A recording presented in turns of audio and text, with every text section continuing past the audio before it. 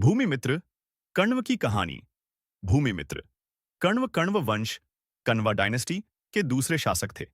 उनके पिता वसुदेव कण्व थे, जिन्होंने शुंग वंश के अंतिम राजा देवभूति शुंग की हत्या करके कण्व वंश की स्थापना की थी।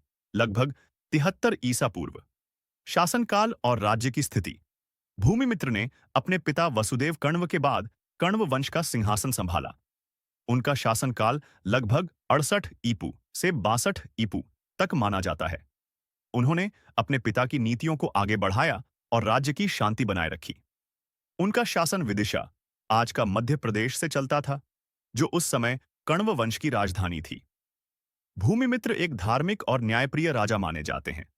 उन्होंने यज्ञों और दान पुण्य के कार्यों में विशेष रुचि ली। राजनीतिक स्थिति। भूमिमित्र के शासन के समय तक कण्व वंश की शक्ति कुछ हद तक सीमित हो गई थी। दक्षिण भारत और उत्तर पश्चिम भारत में नए नए राजवंश उभर रहे थे। फिर भी भूमिमित्र ने अपने राज्य को सुरक्षित बनाए रखा। उनके शासन में सातवाहन राजाओं से भी सीमित संपर्क और संघर्ष के प्रमाण मिलते हैं, लेकिन कोई बड़ा युद्ध नहीं हुआ। सिक्के और प्रमाण। पुरातत्वविदों को भूमिमित्र कण्व के नाम के कुछ सिक्के मिले हैं, जिन पर भूमिमित्र या भूमिमित्रा लिखा है।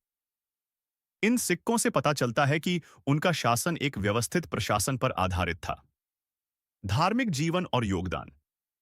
भूमिमित्र ब्राह्मण परंपरा से संबंधित थे, इसलिए उन्होंने वैदिक धर्म और यज्ञों का संरक्षण किया। उन्होंने अपने शासनकाल में धार्मिक स्वतंत्रता भी दी, जिससे बौद्ध धर्म और अन्य मत भी अस्तित्व में रहे। उत्तराधिकार। भूमिमित्र कण्व के बाद उनके पुत्र नारायण कण्व ने सिंहासन संभाला। इस प्रकार भूमिमित्र कण्व वंश के दूसरे राजा बने। निष्कर्ष। भूमिमित्र कण्व एक शांतिप्रिय, धार्मिक और न्यायप्रिय राजा थे। उनका शासनकाल कण्व वंश के इतिहास का एक स्थिर और शांत काल माना जाता है।